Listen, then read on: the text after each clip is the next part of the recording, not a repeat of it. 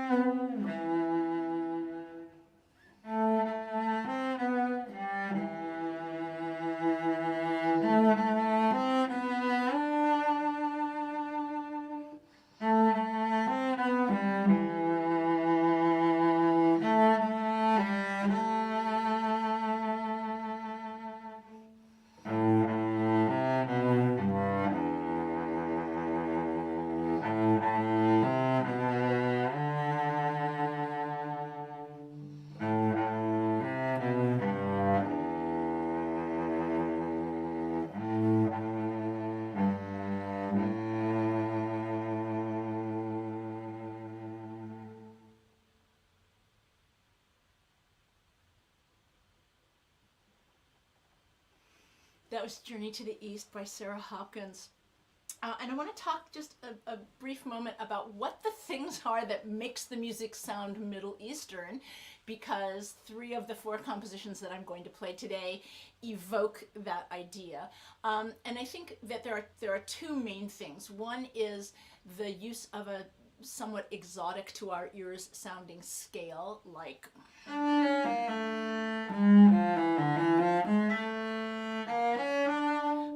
the way the half steps and whole steps of the scale are not organized the way our Western ears are used to hearing them. And then the other thing is there's a lot of asymmetrical rhythm, both things that switch meter. Well, you will hear beats that sound like it's in 2 or in 4, and then it'll switch to 3, but also things that go into 7, or they go into 9, or they go into something that you can't count. And I think both of those elements together really evoke this, what we could call a Middle Eastern sound, whatever that means exactly. The next piece I'm going to play is by a young composer named Yoni Fogelman. He lives in Los Angeles, I believe, at this point. He's going to school.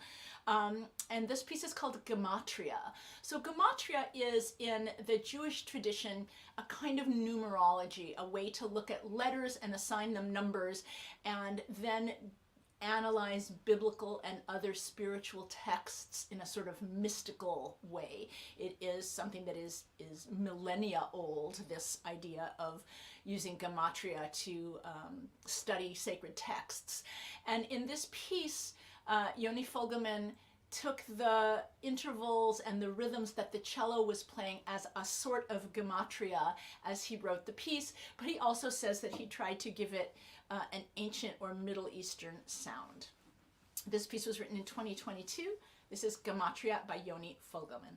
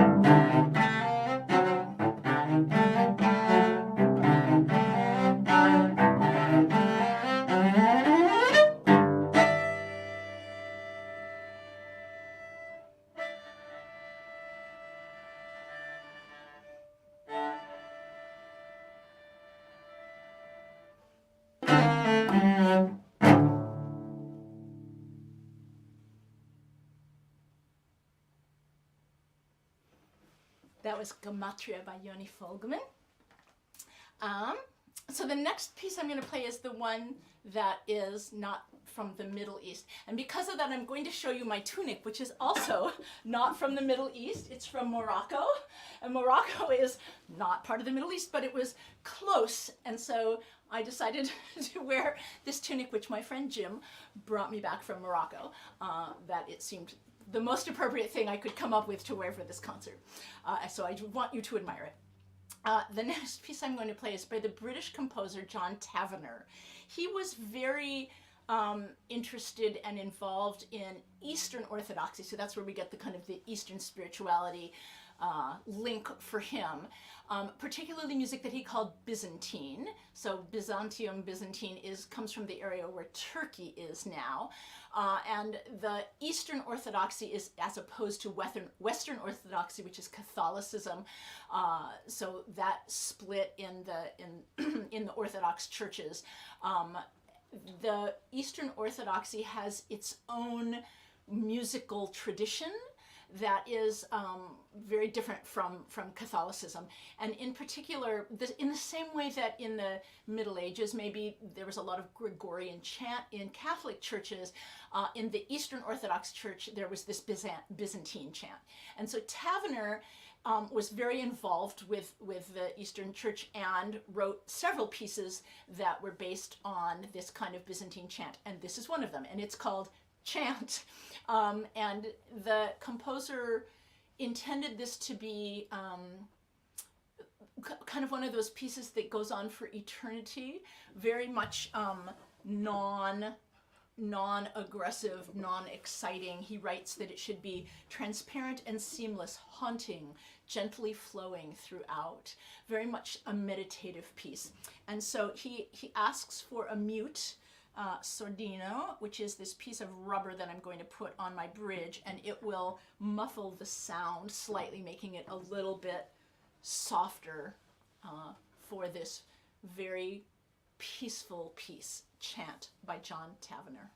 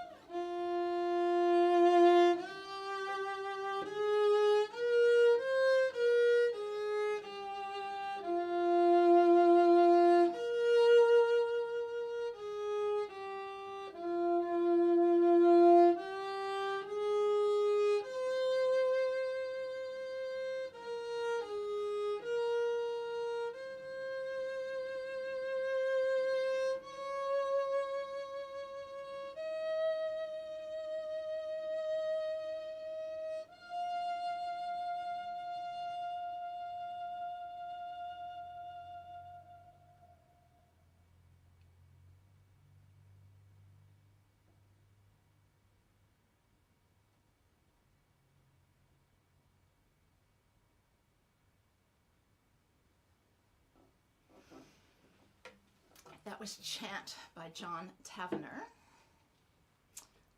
I'm going to wake you up now. Some very passionate music that involves a couple of special effects. And the first one you can see me doing right now, which is retuning my cello. Hang on one sec, I just want to check this.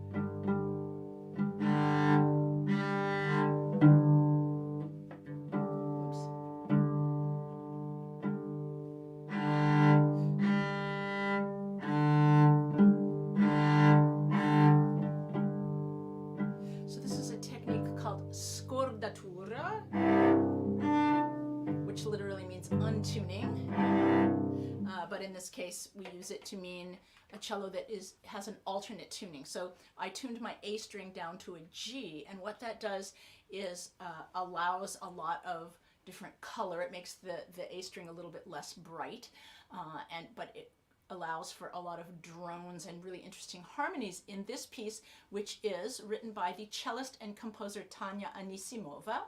She wrote the piece in 2005, and it is called Sufi Suite.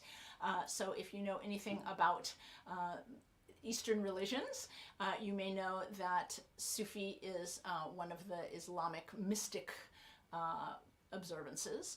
And this piece in particular is based or inspired by the works of Rumi, the 13th century poet, Islamic scholar, and Sufi mystic, whose poetry is still very much read and admired today.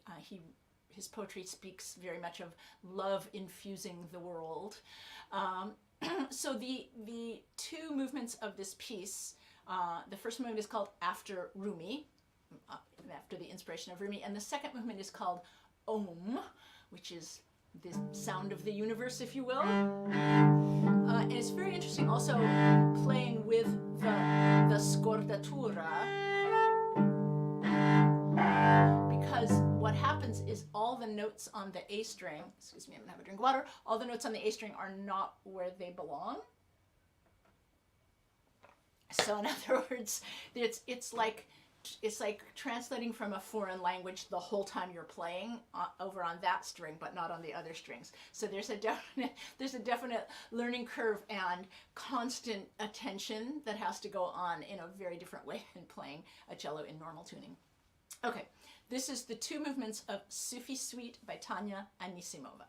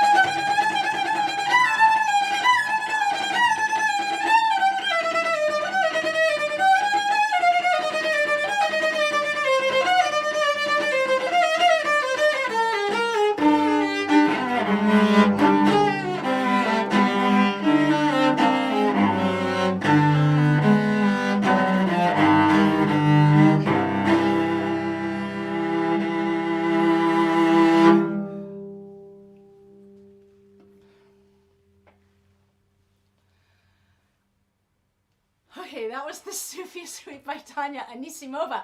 This is a very energetic way for me to start the new year. I will read comments from everybody later. My heart is beating too fast trying to do anything except say thank you so much for listening.